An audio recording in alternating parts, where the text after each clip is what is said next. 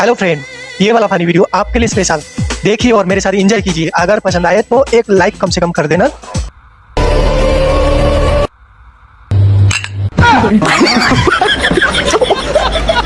बड़ा हरामी हो बेटा। अरे भाई, ये आइसक्रीम कहाँ मिलती है? आगे सब्जी की दुकान में मिलती है। थैंक यू भाई।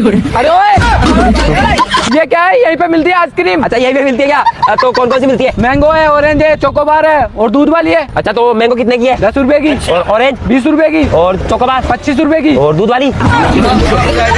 अबे साले, तुझे चाहिए कौन सी? मुझे तो 2 रुपए वाली चाहिए।